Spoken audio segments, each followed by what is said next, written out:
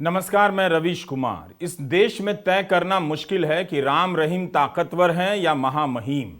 महामहिम राज्यपाल को कहते हैं। हरियाणा के राम रहीम एक चुनी हुई सरकार की मेहरबानी से ताकतवर नजर आते हैं, तो तमिलनाडु के महामहिम एक चुनी हुई सरकार पर भारी नजर आते हैं। सुप्रीम कोर्ट से महामहिमों को खूब डांट पड़ रही है, मगर महामहिम इतने महीन हो चुके हैं कि उन्हें किसी बात से फर्क ही नहीं पड़ता। उसी तरह राम रहीम को किसी बात से फर्क नहीं पड़ता कि जेल से बाहर आने पर जनता क्या कहेगी, और न सरकार को फर्क पड़ता है। हरियाणा के राम रहीम को देखकर कोई नहीं कह सकता कि इन्हें हत्या और बलात्कार के मामले में सजा हुई है। 2 साल में पैरोल पर राम रहीम 184 दिनों के लिए बाहर आए हैं। बाबा बाहर आ जाते हैं, मगर विधानसभा का पास कानून बाहर नहीं आ पाता। हम बाबा राम रहीम की इस सरकारी आज़ादी पर ज़रूर बात करेंगे, लेकिन पहले महामहिम पर भी नज़र डालते हैं। ये तमिलनाडु के राज्यपाल RN रवि हैं। विधानसभा के पास किए हुए 10 बिलों पर 3 साल से बैठे रहे। 20 नवंबर को सुप्रीम कोर्ट ने तमिलनाडु के राज्यपाल RN रवि से कहा कि आप 3 साल तक बिल पर बैठे रहे, कारण बताइए। विधानसभा ने जब दोबारा पास किया तो आपको मंजूरी देनी होगी। आप दोबारा पास किए हुए बिल को रिजेक्ट नहीं कर सकते हैं। तो भारत में कौन ताकतवर है, राम रहीम या महामहिम? ऐसा नहीं है कि इस सवाल को लेकर देश में भूचाल आ गया है। भूचाल आया है, मगर किसी और सवाल को लेकर, एक वीडियो को लेकर, जिसे जारी करते ही इतने मंत्रियों ने ट्वीट कर दिए हैं कि आप सभी के नाम एक सांस में नहीं गिन सकते। अहमदाबाद में सबने देखा, वहां केवल भारत की टीम की हार नहीं हुई, उस मैच में टिकट बिक्री से लेकर पुरस्कार वितरण के बीच कई तरह की हार आप सब ने देखी। आज जो वीडियो आया है वो राम रहीम को 184 दिनों के पैरोल मिलने से ज्यादा बड़ी खबर बन चुका है। पहले खिलाड़ियों ने तस्वीरें ट्वीट कर बताया कि हार के बाद प्रधानमंत्री ड्रेसिंग रूम में आए और हौसला बढ़ाया। सवाल पूछा जा रहा है कि कपिल देव को क्यों नहीं बुलाया गया, तो जवाब में वीडियो भेजा जा रहा है कि प्रधानमंत्री हौसला बढ़ाने आए हैं। हार के बाद ड्रेसिंग रूम का यह वीडियो जारी किया गया। जिस तरह से मोदी सरकार के मंत्री और बीजेपी के नेता इस वीडियो को ट्वीट कर रहे हैं, उससे अंदाजा मिल जाता है कि अगर टीम जीत गई होती तब इस तरह के कितने और वीडियो आते। इन खिलाड़ियों को लेकर रोड शो ही चल रहा होता। प्रधानमंत्री निवास में मिलन कार्यक्रम से लेकर स्टेडियम में नए भारत की हुंकारें भरी जा रही होती। ड्रेसिंग रूम में जाने को कौन गलत कह सकता है? वैसे कीर्ति आजाद ने कहा है कि ICC के नियमों के तहत कोई भी खिलाड़ियों के अलावा और तय व्यक्तियों के अलावा ड्रेसिंग रूम में नहीं जा सकता है, लेकिन प्रधानमंत्री तो प्रधानमंत्री हैं, कहीं भी जा सकते हैं। जिस तरह से मंत्री इस वीडियो को ट्वीट कर रहे हैं, उससे शंका तो होती है कि हार के साथ साथ प्रधानमंत्री को लेकर जिस तरह की टीका टिप्पणियां हुई हैं, उसे ठीक करने की कवायद तो नहीं। उसे ठीक करने की होड़ में ही मोदी सरकार के मंत्री प्रधानमंत्री के नेतृत्व को लेकर तरह तरह की उपमाएं गढ़ने लग गए। यह वीडियो भी एक खास रणनीति का हिस्सा लगता है। असम के मुख्यमंत्री हेमंता बिस्वा शर्मा ने तो इस फोटो को ट्वीट करते हुए प्रधानमंत्री मोदी को भी कैप्टन कह दिया। इसी की कमी थी। बीजेपी के नेता भावुकता भरे ट्वीट कर रहे हैं कि देश आपके साथ है। हम और आप आंखें फाड़ कर देख रहे होते हैं कि अच्छा, सारा देश इनके साथ है। फिर हमारी आंखों को फाड़ता हुआ एक बाबा सामने आ जाता है। उनकी तरफ देखकर लगता है नहीं नहीं, देश तो इस बाबा के साथ है। क्या बिना किसी के आशीर्वाद के यह बाबा इतनी बार पैरोल पर रिहा हो सकता है? 2 साल में 184 दिनों के लिए रिहा होना क्या कुछ भी नहीं कहता? क्या इनके साथ कोई भी नहीं? जरूर कोई ना कोई होगा, तभी 184 दिनों के लिए इन्हें आजादी मिलती है। इन सवालों का जवाब देने के लिए क्या इस देश में कोई कप्तान है? पूछने के लिए मीडिया के कमेंटेटर कहां हैं? क्या यह सब बिना किसी के साथ हो जाता है? आपने अभी तक यह वीडियो कई बार देख लिया होगा, याद कर लिया होगा कि ड्रेसिंग रूम में प्रधानमंत्री पहले किस खिलाड़ी से मिले, किसे गले लगाया, किसने हाथ मिलाया। इसे बार बार दिखाया ही जा रहा होगा ताकि आप इस वीडियो को ठीक से याद कर लें और भूल जाएं कि हत्या और बलात्कार के मामले में एक सजा याफ्ता को फिर से पैरोल पर छोड़ा गया है और राज्यपाल को लेकर सुप्रीम कोर्ट ने कितनी गंभीर टिप्पणियां की हैं। बागपत के इस आश्रम में राम रहीम को आना है। पुलिस की तैनाती कर दी गई है। 2022 में जब यूपी में चुनाव हो रहे थे तब राम रहीम को 21 दिनों के पैरोल पर छोड़ा गया। राम रहीम को उस वक्त Z+ की सुरक्षा दी गई। फिर जून के महीने में पूरे महीने के लिए पैरोल पर छोड़ा गया। फरवरी जून के बाद उसी साल अक्टूबर में 40 दिनों की पैरोल दी जाती है। तब हरियाणा में उपचुनाव और पंचायत चुनाव हो रहे थे। इस साल 21 जनवरी 2023 को छठी बार बाबा राम रहीम को फिर से 40 दिनों की पैरोल दी जाती है। यह भी स्पेशल इसलिए क्योंकि उस बीच उनके गुरु शाह सतनाम की जयंती थी। उत्तर प्रदेश में निकाय चुनाव भी हो रहे थे। 7वीं बार बाबा को 20 जुलाई को 30 दिनों के लिए पैरोल दी गई। ये भी विशेष रही क्योंकि इस बीच 15 अगस्त को डेरा प्रमुख राम रहीम का जन्मदिन था। अब 8वीं बार बाबा को फिर से राजस्थान चुनाव से पहले 21 दिनों की फरलो मंजूर हुई है, जब बाबा जेल से बाहर आएंगे और बागपत के बरनावा स्थित इस डेरे में डेरा डालेंगे। राम रहीम को राजस्थान में वोटिंग से 5 दिन पहले छोड़ा गया है। भास्कर ने लिखा है कि राम रहीम राजस्थान में श्री गंगानगर जिले के गुरुसर मोडिया का रहने वाला है। वहां गांव में उसका बड़ा आश्रम बना हुआ है। राजस्थान हरियाणा बॉर्डर से लगते श्री गंगानगर, हनुमानगढ़, चुरू और दूसरे कई जिलों में राम रहीम के डेरा सच्चा सौदा से बड़ी संख्या में लोग जुड़े हुए हैं। गुजरात में भी विधानसभा चुनाव हो रहे थे। याद कीजिए, तब बिल्किस बानो मामले में हत्या और बलात्कार के मामले में सजा काट रहे 11 लोगों को सजा पूरी होने से पहले छोड़ दिया गया। 15 अगस्त 2022 के दिन छोड़ा गया, उनकी रिहाई हुई। जेल के सामने उनका स्वागत किया गया। खबर आई कि उनकी रिहाई गृह मंत्रालय की रजामंदी के बाद हुई। आप पता कीजिए कि प्रधानमंत्री ने इन सब पर कुछ बोला था या नहीं। कई बार लगता है कि इन्हें जेल की सजा इसलिए दी गई है ताकि ये बाहर की हवा खाते रहें। राम रहीम को बार बार पैरोल पर कैसे छोड़ा जाता है? उमर खालिद के मामले में तो ट्रायल भी शुरू नहीं हुई।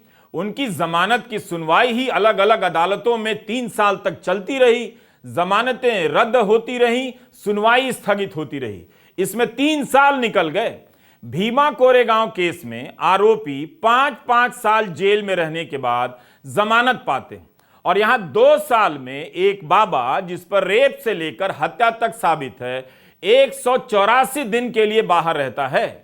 यह मनीष सिसोदिया हैं, दिल्ली के उप मुख्यमंत्री पद पर रह चुके हैं। 8 महीने से जेल में हैं। केवल 2 बार जेल से बाहर आने का मौका मिला है।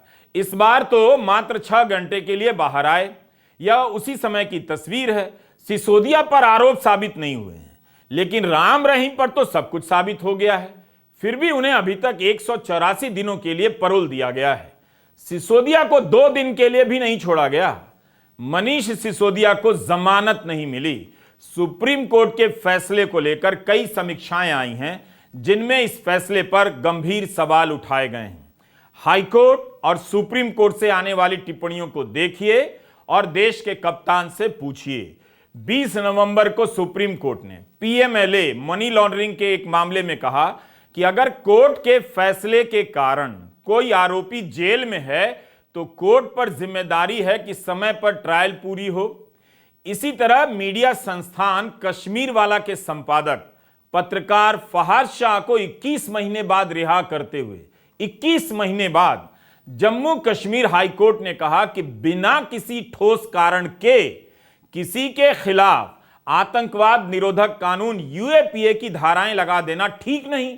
देश की प्रतिष्ठा को ठेस पहुंचाना आतंकवादी गतिविधि नहीं है। इस तरह तो सरकार की कोई भी आलोचना करेगा UAPA के तहत अपराधी हो जाएगा। कोर्ट ने कहा कि 11 साल पहले के मामले में फहाद को जेल में डाल दिया गया। जांच एजेंसी ने कोई सबूत तक पेश नहीं किए।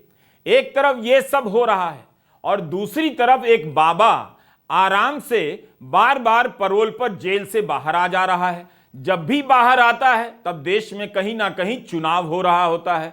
यह सवाल नहीं पूछा जाता, मगर बार बार बताया जा रहा है कि प्रधानमंत्री का एक वीडियो आया है जिसमें वे खिलाड़ियों से मिल रहे हैं, हौसला बढ़ा रहे हैं। यह सब आपकी आंखों के सामने हो रहा है। प्रधानमंत्री को इन सवालों से ऊपर कर दिया गया है और जवाबदेही के मामले में गायब कर दिया गया है, और आप उनका कोई और रूप देखते रहें, इसलिए पब्लिक के लिए एक वीडियो डाल दिया गया है कि प्रधानमंत्री खिलाड़ियों का हौसला बढ़ा रहे हैं। याद कीजिए, प्रधानमंत्री ने ओलंपिक विजेताओं को अपने निवास पर बुलाकर इसी तरह सम्मान किया था, उनका भी वीडियो बनाया गया था। पहलवानों ने बीजेपी के सांसद बृजभूषण सिंह पर छेड़छाड़ के आरोप लगाए, तब उन्हें मिलने के लिए प्रधानमंत्री ने बुलाया तक नहीं। महिला खिलाड़ियों को जंतर मंतर पर कई दिनों के लिए धरने देने पड़े। प्रधानमंत्री ने सांसद के खिलाफ कोई कार्रवाई नहीं की, बल्कि खिलाड़ियों के लिए बोलने वाले कपिल देव और 1983 की टीम को अहमदाबाद में विश्व कप देखने के लिए नहीं बुलाया गया। हम अपनी तरफ से पुष्टि नहीं कर सकते, मगर कई लोगों ने लिखा है कि ओलंपिक चैंपियन नीरज चोपड़ा भी नरेंद्र मोदी स्टेडियम में मैच देखने गए, मगर कैमरे ने उन्हें एक बार भी नहीं दिखाया। नीरज चोपड़ा ने भी महिला खिलाड़ियों के लिए बोला था। लोगों को तब पता चला जब नीरज चोपड़ा ने खुद एक ट्वीट डाली कि वे भी मैच देखने गए थे। महिलाओं के साथ छेड़खानी का मामला अभी कोर्ट में है और बृजभूषण सिंह बचपन के समय की यादें ताजा कर रहे हैं कि कैसे उन्होंने नकल के लिए एक छात्र को धमकी दी। अच्छा साल में 2 साल लगातार फेल हुआ, तीसरे साल समझो हमारे ऊपर बहुत बड़ी आफत आ गई। उस साल सरकार ने बोर्ड एग्जाम कर दिया है। किसी तरीके से सब सब्जेक्ट में हमने बहुत जोरदार तरीके से नकल किया, लेकिन अंग्रेजी के दिन मेरे हाथ पांव फूल गए, क्योंकि अंग्रेजी देवी मेरे समझ में नहीं आ रही थी। हम देखे हमारे बगल में एक लड़का था तिवारी, सब नाम सब याद है, बड़ा अच्छा अंग्रेजी लिख रहा था। हमने कहा है भैया क्या है? हम कहें पहले हमारे लिख दियो। वो बड़े जोर से चिल्लाया, हम ना लिखो। हम कहा बहुत चिल्लाओ ना, लिख दियो नहीं। अब्बे गटवा पहरवा जब पहरियाबो तो हाँ भाई, तो डर रही। हम शुरू से दबदबाबाज रहने बात नहीं है। तो प्रधानमंत्री ड्रेसिंग रूम में कप्तान बन रहे हैं, लेकिन मणिपुर में कप्तान की तरह क्यों नहीं नजर आते? वहां हजारों लोग शिविरों में हैं, 200 दिनों से हिंसा हो रही है, साल खत्म होने को आया तब भी मणिपुर नहीं गए और ड्रेसिंग रूम में जाना याद रहा। उससे भी ज्यादा याद रहा वीडियो बनाना और मंत्रियों का बार बार ट्वीट करना। आप इसी वीडियो को लेकर कल्पना कीजिए कि प्रधानमंत्री ड्रेसिंग रूम में नहीं है, मणिपुर में हजारों विस्थापितों के राहत शिविरों में हैं, उन्हें गले लगा रहे हैं, उनका हौसला बढ़ा रहे हैं कि शांति होगी, हिंसा रुकेगी, मगर ऐसा नहीं हुआ। टेलीग्राफ अखबार से एक अधिकारी ने कहा है कि मणिपुर में विस्थापित लोगों को अभी तक आर्थिक मदद नहीं पहुंची है। राज्य सरकार ने इतना ही कहा है कि हिंसा में यौन शोषण और अन्य अपराधों की शिकार महिलाओं की मदद के लिए 5 करोड़ की राशि जारी कर दी गई है, मगर यह नहीं बताया गया कि कितनी महिलाओं को पैसे दिए गए। अगर प्रधानमंत्री नरेंद्र मोदी स्टेडियम के ड्रेसिंग रूम में जाकर कप्तान बन रहे हैं, तो मणिपुर में कप्तान क्यों नहीं बन रहे? असली कप्तानी तो उन्हें वहां निभानी चाहिए। उससे पहले इस कप्तान को यह बताना चाहिए कि उनके दौर में नियुक्त किए गए राज्यपाल कोच की जगह कप्तान क्यों बन रहे हैं, क्यों बार बार मैदान में उतरकर सरकारों को काम नहीं करने दे रहे हैं। प्रधानमंत्री अखबार तो पढ़ते होंगे, उन्हें देखना चाहिए कि राज्यपालों को लेकर सुप्रीम कोर्ट ने हाल के दिनों में क्या कहा। अभी कुछ दिन पहले सुप्रीम कोर्ट ने पंजाब के राज्यपाल से कह दिया कि आप आग से खेल रहे हैं। पंजाब विधानसभा ने 4 बिल पास किए, राज्यपाल ने कह दिया विधानसभा का सत्र ही अवैध था। इस पर सुप्रीम कोर्ट ने कहा आप आग से खेल रहे हैं। अगर पंजाब वाले राज्यपाल आग से खेल रहे हैं, तो तमिलनाडु वाले राज्यपाल समंदर के खारे पानी से नहीं खेल रहे। एक ने 4 बिलों को ही रोका, तो दूसरे पर 10-10 बिलों को रोकने के आरोप हैं। तमिलनाडु विधानसभा ने दोबारा से सत्र बुलाकर इन सभी बिलों को पास किया, जिसे राज्यपाल ने रिजेक्ट किया। राज्यपाल ने तब भी इन्हें मंजूरी नहीं दी। कोर्ट ने कहा है कि राज्यपाल के पास कोई अधिकार नहीं कि वह दोबारा पारित बिलों को रोक सके। यही आरोप केरल के राज्यपाल पर भी है। तमिलनाडु के वकील पी विल्सन को सुप्रीम कोर्ट से कहना पड़ा कि आप ही तय कर दें कि गवर्नर कितने समय तक किसी बिल को अटका सकते हैं। हम बार बार सुप्रीम कोर्ट तो नहीं आ सकते हैं। 7 करोड़ लोगों की जिंदगी प्रभावित हो रही है। सुप्रीम कोर्ट ने केरल के राज्यपाल से भी पूछा है कि विधानसभा के पास किए गए बिलों को क्यों रोक कर रखा गया है। कोर्ट ने कहा है कि कुछ राज्यों में तो 7 महीने से लेकर 23 महीने तक ये बिल राज्यपाल के पास अटके पड़े हैं। तो कप्तान से पूछिए कि राज्यों की सरकारें राज्यपाल को लेकर सुप्रीम कोर्ट पहुंची हैं, यह कैसी टीम इंडिया है? ये राज्यपाल किसके राजनीतिक हित के लिए विपक्ष की सरकारों के काम में अड़ंगे लगा रहे हैं? राज्यों में कुछ राज्यपालों की समानांतर सरकारें लगती हैं। कई बार तो ये राज्यपाल बिना किसी कारण के ही बिल लौटा देते हैं, कारण भी नहीं बताते और बिल भी रिजेक्ट कर देते हैं। क्या यही मिनिमम गवर्नमेंट है? मोदी सरकार के ही दौर में उत्तराखंड में कांग्रेस की सरकार बर्खास्त कर दी गई, जिसके मामले में सुनवाई करते हुए नैनीताल हाईकोर्ट ने कहा था कि राष्ट्रपति राजा नहीं होता है, उनसे भी गलती हो सकती है। यहां तो कई राज्यपालों को राज्यों के ऊपर राजा की तरह बिठा दिया गया लगता है। महामहिम हो या राम रहीम, सबको काफी छूट मिली है। जिस देश में जमानत के लिए लोग 3-3 साल तक इंतजार करते हैं, उस देश में एक बाबा जिसे सजा मिल चुकी है बार बार जेल से पैरोल पर बाहर आता है। इस देश में कुछ भी पता नहीं चलता कि बाबा कौन है और सरकार कौन है। नमस्कार, मैं रवीश कुमार।